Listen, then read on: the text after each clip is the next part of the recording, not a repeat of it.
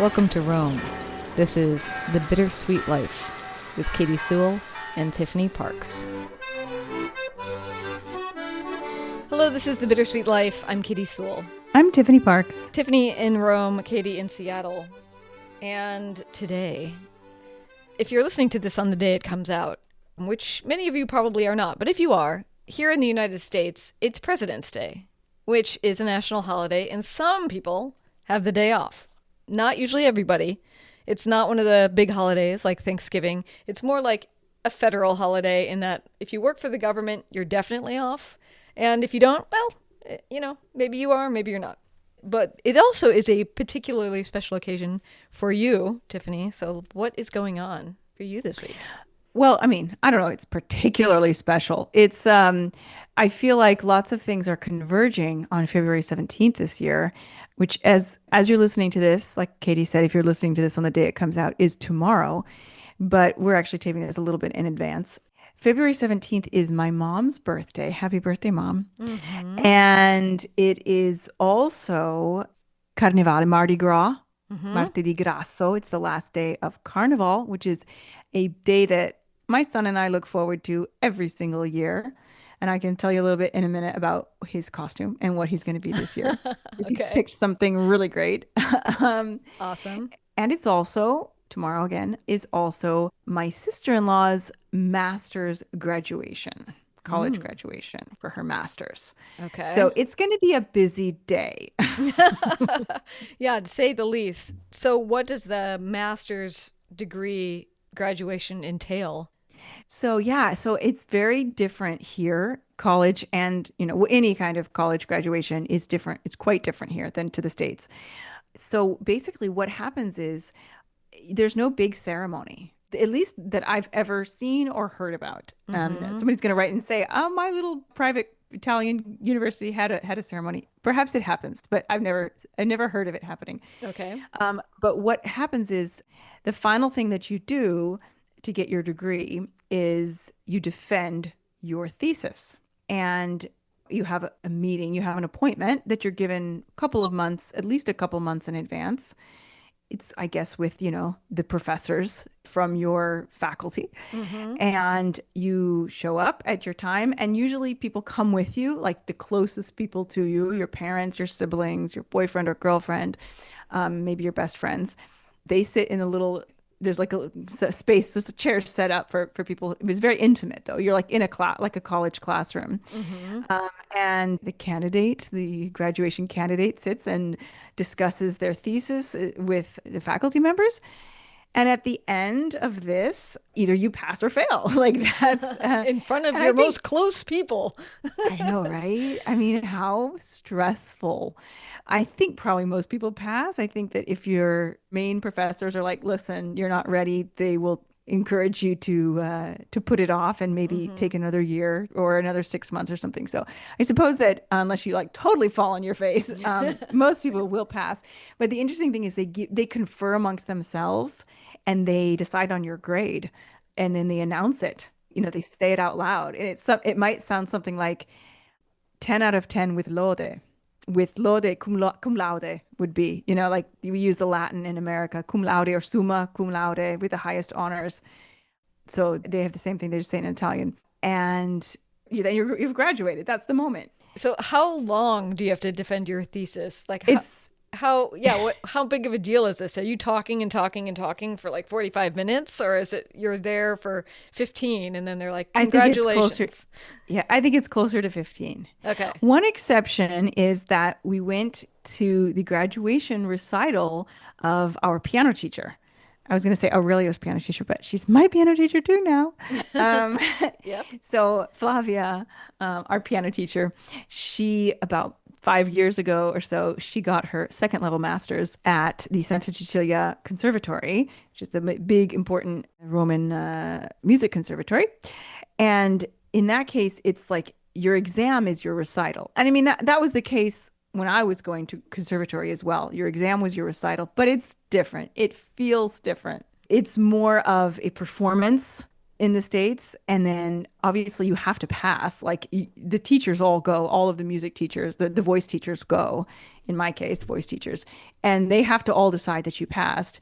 But nevertheless, they're not going to talk to you about that day. Like Mm-hmm. you'll talk to your teacher at another date. That's just sort of like an event. It's a performance. And then afterwards you have like food and drink and everybody's just, Yes. giving you flowers and you've got some beautiful gown on. Yes. I In believe I attended your recital. Is that possible? Or what did I attend? Because I know I I went to the think, thing was it where, in Seattle? yeah, it was It was on Mercer it was a Island. repeat. Yeah, I did a repeat, Okay. which I think was my mom's idea, which was a great idea. She's like, you should do your recital over here for all your friends. Mm-hmm. And so I did. But anyway, yeah, so we went to her graduation. It was her graduation and she, performed. And then at the end, like we were in a small concert hall and the teachers were all up on the balcony. Mm. And she had to walk halfway down the sort of like aisle, for lack of a better word, like the central aisle. Mm-hmm. And she looked up at them like afterwards, after it was over. And they like read out Oh my gosh. her grade in front of everybody. The You know what I mean? It was dictate just from like, on high. Yeah. yeah. And I mean, luckily she got 10 out of 10 cum laude. So she did a great job. But I can't even imagine already, you doing a musical performance, you're standing up in front of everybody, exposing your soul, exposing what you do, to then have to wait for a grade. It's like, oh, Yeah. just torture, Yeah. pure torture. But back to the general graduation. So after you've graduated, what they give you, what your family will bring for you, is a crown of laurels. Hmm. There's no black cap that we have in the States. Yep. Oh, and I think in England they do as well. It's a crown of laurels, which I think is so wonderful because it harkens back to Dante and to even further back to all of the great ancient poets, Mm-hmm. Homer and etc., who were always pictured with these laurel wreaths on their heads. And so, every so often you'll be walking around the city and you'll see someone with one of these crowns on, dressed up with some other people. And you're like, okay, so she just graduated or he just graduated. So they're not wearing a robe of any kind. They're just wearing an outfit and a laurel wreath on their head after they graduate. Yeah, yeah. They Okay. don't have a robe that I can think of, that I can imagine. I don't think so. And this is the process for like graduating from high school as well, or is this only college as far I as you think know? it's only college. I have no idea what goes on in high school. I know they have a really big exam that they have to do, Yeah. which is almost like a mini, like it's really hard. And so a lot of people don't pass. And it is something that is probably comparable to like a university in America, like a Mm-hmm. university exam. It's seriously intense. I know that they have to pass that, and it's in front of all of the teachers, and it's multidisciplinary. It's going to be literature and history and humanities, like sort of all Mm-hmm. bundled together. So it's going to have lots of different aspects to it. Yeah, it's kind of Um, like an SAT test, except you're doing it orally in front of other people. eh, Like it's covering a bunch of different It topics. covers a bunch of stuff, but it's instead of, I feel like an SAT test is more like, lots of questions on lots of different topics, but very shallow. Okay. Where this is like one work of literature or one historic time period, but like really you go deep. But I don't know if they do the Crown of Laurels in high school. I think they don't. I think it's a college thing. Yeah, I guess you'll find out when you have a son who goes through this. Yeah. Because, here, of course, there'd be a ceremony and it's kind of a chance for the kids all to be together one more time and to celebrate. And maybe they go out for a big, huge party afterwards or whatever. A high school lock in. Do people still do that? That's what they did for us, I believe, after we graduated, which was go to some other location and get locked in with all these people for the rest of the night, which I thought would We be fun, did, and it really was not that fun from my no. recollection. Mm-mm. What we did at my high school is something called Senior Sneak. It's a day in which all of the seniors skip school on the same day, and none of the teachers know in advance. That's why it's called Senior Sneak. And I don't remember what we did. I have no recollection of it. I think maybe one or two teachers plan it, but the rest of the teachers have no idea that it's happening. And so all of a sudden, like, you show up for school, and one of the teachers was annoyed, and he said to us the next day, he's like, I had a really good lesson plan yesterday, and you guys just weren't here. I mean, it would be much nicer for the teachers if they knew they had a day off. Yeah. Because then they could just sleep in, Well, take a but day. they have other classes. They don't teach just the seniors. They teach the other. Well, they could You know come what in I mean? later or something. Yeah. Come in later for sure. Not planned. But yeah, I'm sure they do big end of year parties. I mean, we already do end of year parties, and we're only in elementary school.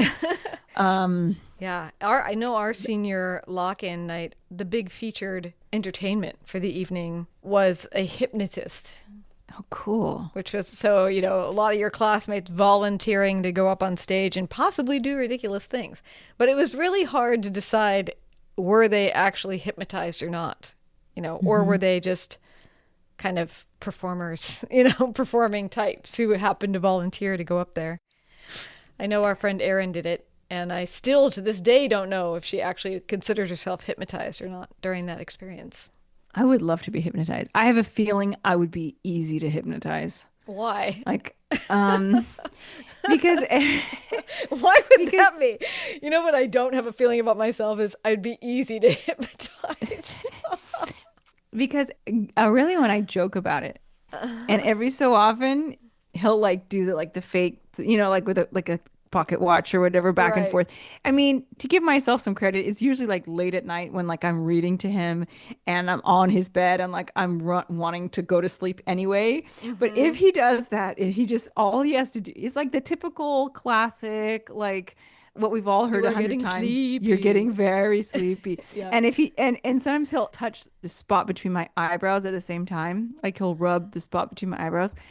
Katie, I mean, I every single time I feel like I could fall asleep in a second. I could just fall right to sleep right now, instantly. And I kind of joke and I overdo it, and like my head crashes down or whatever. But the truth is, it's not that far from how I actually feel. I just feel like if I were put in that situation and I just feel like I could easily let myself go. I don't know. Very interesting. That's neither here nor there. So of course. going back to, it's your sister-in-law who will be doing this. What is she going to be speaking about for these Oh my 15 gosh, minutes? I should know that, right? I would hope so. I mean, I don't know. How long do you study for a major? How long are you working on that over there? You get your degree faster because in Italy, it's all about exams. It's all about the exams, which is, I kind of hate that about the Italian education system. I feel like there's way too much weight given to exams as far as like coursework and just your presence during, lectures or whatever, participation. But here it's all about exams. It's like a number of exams that you have to pass. And if you never show up to class, but you do all of your exams and you pass all of your exams and you do your thesis and you pass, then you get you pass. It's like the driver's test. You don't have to go to driving school. As long as you pass the test, you get your driver's license, Yeah, you don't have to have so many driving hours or anything. Well, here you do, but you don't have to go to the actual classes because I didn't go to any of them. Anyway, so she has been very quick. She's very, very focused and very driven person, very self-disciplined. So she is like on a fast track. Most young people don't get their degrees this fast, I feel. But because there are 5 years of high school in Italy, university degrees are usually 3 years. Like that's like a full university degree is 3 years. And then you can decide, most people don't get masters, but if you do want to get a master's, I think how it works is it's like 3 years of studying, and then the fourth year you're working on your thesis. And that's all you're doing. You're just at home working on your thesis.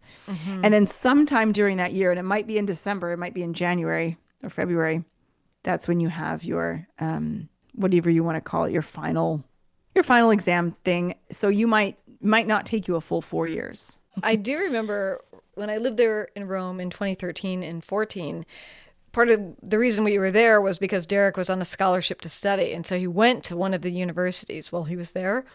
And I do remember, and I attended a couple classes with him. I don't know if you know that, but I didn't know that. occasionally, if I knew that they were going to be talking about something particularly interesting that day, the classes were big enough that it wasn't like the professor looked up and was like, who are you? It was like Right. I just sort of slid in and listened Hmm. also.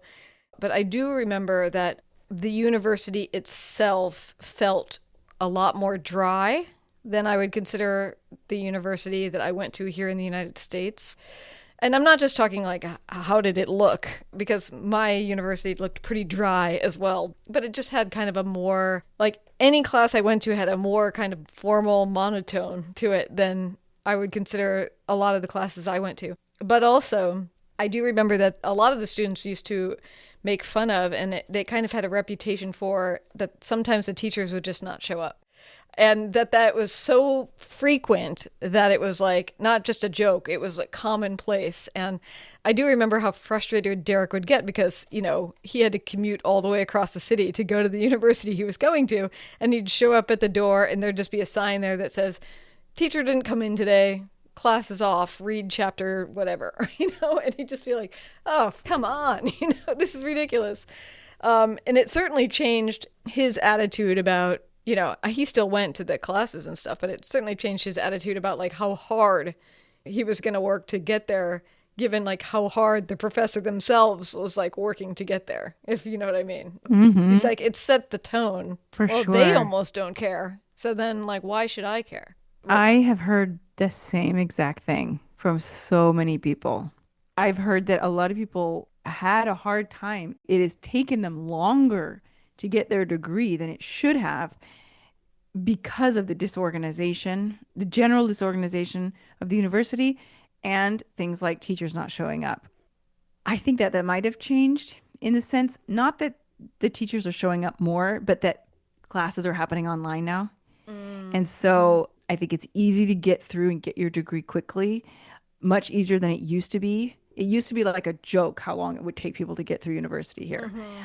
But for all of those reasons and more, I don't want Aurelio going to university in Italy. And I've already kind of like put it out there with him. Like I've been prepping him. I'm like, you're not going to university here. No, no, no, no, no. You're going to go to England or to Scotland or to Germany or to the Netherlands or somewhere like that, but not in Italy. But then he won't be anywhere near you. It will be hard to see him on a regular basis. Oh, I Katie, mean, wherever he goes, I'm just gonna go. oh, Katie, okay. come Because I on. was No, like, I'm just isn't one of kidding. the benefits as a person who loves having her son around that in Italy the kid never moves out? I mean, Would you think, but Aurelio is still only 10 and he's still a little lovable. I can true. still So pick you're him up and saying you carry might him be around. sick of him by the time he's 19 years old. I'm not sick of him, but you know how teenagers are. I am a firm believer that children and their parents need space from each other in those late teenage years and when they're starting to become adults. I really do, and I hope that, we will live in the same city long term. I really hope that. But I think it's really good for kids to get away from their parents. Hmm. Um, I think it's really to the detriment of the children in Italy that they are not encouraged to move out. And in fact, they're often like told that they shouldn't. And they're told from such a young age. It's something that they're, I don't want to say brainwashed into, because I think kind of in the States, we're almost brainwashed the other way. It's like, you've got to move out at 18 or you're a loser, you know? Yeah. And I don't think that that's right either. But I think that Italians almost hold their kids back for whatever reason. I mean, probably a lot of the time it's from a good place. Like A, don't they do want that closeness, or B, they just like the thought of their kid like having to support themselves. They just can't even imagine how they would ever do it in this country that has such low salaries and high rent and Yeah, right. um Hmm. totally there's tons of different factors and there's no right or wrong answer. But I think that if we can do for him what my parents did for me, which was, quite frankly, they supported me when I was in college. So, I mean, I did work little side jobs, but I didn't have to be like, oh my God, how am I going to pay my rent this month kind of thing. Hmm. If we can do that for him and give him the opportunity to go live somewhere else where he can get a totally different worldview and a totally different perspective on life and have that freedom and that autonomy, at least partial autonomy, maybe not financial autonomy, but Mm-hmm. I think it would be so good for him in so many ways. And so, as much as I would miss him, but I would go, I joke that I would go and live wherever he's living. I wouldn't actually do that.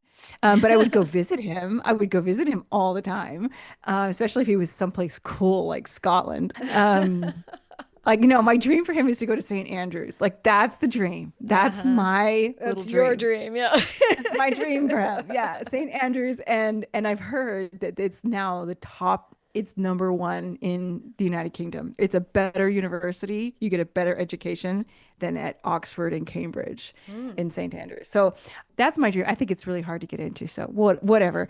But there are so many universities in Northern Europe where English is like you can do all of your studies in English. You do not have to like learn Dutch, for example. Like you can go to a Dutch university and do your whole university in English. Whether it's Scotland or Holland or Norway or whatever. I was like, Denmark, honey, you got to go to Denmark because he loves Legos. I'm like, honey, if you want to be a Lego engineer, you need to go to university in Denmark and then you'll be in the country and you can learn the language and then you can go work for Lego. I mean, if he wants to be a Lego engineer, he may not need to go to university. He could just go start interning at Lego. Is that how you do it? I mean, it's a one way to do it. I've never worked for Lego, so I can't speak for Lego specifically. Yeah, well, but Or anyway, so that's just a sort of an aside. But I don't want him going to university in Italy again. what about if he wants to go to the United States? I mean, I just think it's so overpriced to be not worth it.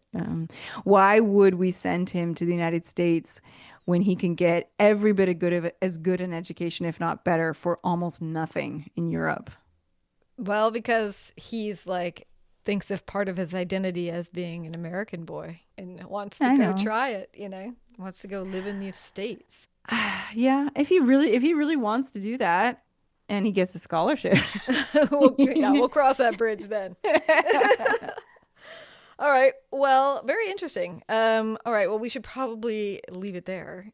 Don't you want to hear what he's going to be for Carnevale? Oh my gosh. Yeah, I forgot we led with that. Of course, we must find out. So wait, just very quickly, what will you do? So I want to be able to picture him in this costume doing these things. What will you do with him to celebrate Carnivale? What will you guys be doing?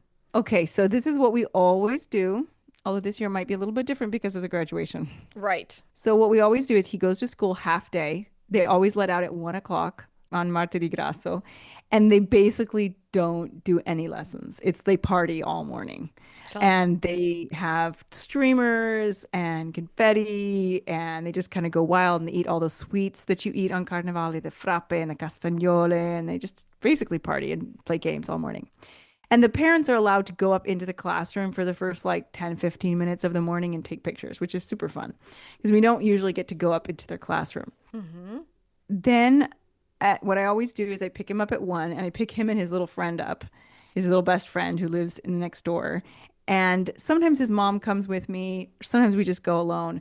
But either way, I drive them into the city and we go to Piazza Navona. Like I make them sandwiches, so they have their sandwiches in the car on the way in. We park and we go to Piazza Navona and I let them just like run around and throw confetti and throw streamers at each other and go wild. And then we go get ice cream and Mm-hmm. then we go home. So Okay. that's kind of our typical thing that we do. Okay. This year we have this graduation, so we'll probably end up going to Piazza Navona the weekend before, if Mm. the weather is nice, because I don't know that we'll have a chance to go on the actual. But Carnivale is a season, right? It's Mm-hmm. a 10-day period ending on Martedi Grasso, Mardi Gras. You can celebrate anytime. Unfortunately, in Rome, there's not a lot going on anymore. It used to be, as I talked about in a mini episode, it used to be a big deal here, even 10 years ago. Mm-hmm. People were, there was stuff going on in the streets. Now it's really become pretty minor. But I still like as long as he's willing, wanting to do it and, little enough to be wanting to dress up in costume and throw confetti, I want to take him out and take him to someplace in the center where, traditionally people celebrated this. Yep. He always picks really great costumes. He was the Nutcracker, famously. 4 years ago, he came up. He was obsessed with the Nutcracker, and right after Christmas, I said, I think maybe I threw out the idea, but he had already been like doing makeshift costumes and like going and getting his like construction paper and creating epaulets and trying to make this costume for himself. And finally, I was like, let's just have your nonna make it because she's a seamstress, and then you can be that for Carnevale. And my mother-in-law she just absolutely, you know, blew past all of our expectations. And he made this gorgeous costume, and he wore it 2 years in a row because it was that good. And then the next year, so after those 2 years, he was the Swiss Guard. Yes, I remember and that that costume. Yeah, you're gonna have to post pictures of all these costumes because Oh that my costume God. is so cute. The Swiss, I'm so sad that it's too small for him now. Even last year, it was like getting to be too small. Like the sleeves were a little short. He definitely can't fit into it that anymore. So I said, well, what do you want to be this year? And how are we going to, we're not going to be able to top the Swiss Guard. It's just not going to happen. True. But what do you think? And so he came up with something that I don't know where I'm just shocked that this is what he picked. It's called Pulcinella. And Pulcinella is a character from the traditional Commedia dell'arte, the Neapolitan theater archetypes. It's a character from this. And Pulcinella is, if you want to visualize it, long white flowy pants and a big white blouse, like with huge sleeves and like a huge collar, a little black belt and a black mask covering eyes, nose with a big hook nose and a little white pointy cap. So that's what he wanted to be. That's what he came up with. That's and I'm great. like, Pulcinella, like, where did you get? It's so traditional. It's classic, yeah. It's totally classic. And so my mother-in-law has, of course, made the costume and very excited Wow. to take him out as Pulcinella. Have you seen him in it already at the Not yet. fittings? No, I have not. I'm going to be surprised. Oh, very cool. Yeah, that's great. That's a great costume idea. Yeah. Wow. All right. Well, if you're not following us on Instagram, you best get to it so you can see pictures of that costume this week. You can just find us by looking for the Bittersweet Life podcast. Give us a follow. And then whenever Tiffany has these pictures ready to go, you'll be sure not to miss them. And I guess we'll leave it there. And until next time, this is the Bittersweet Life. I'm Katie Sewell. I'm Tiffany Parks. Join us again. Bye. If you love the show, take a moment to leave us a review on Apple Podcasts. We love to read while you listen, and your rating might help someone else discover the show. Take just a couple of minutes to let the world know what you think of this show. It means the world to us. Thanks.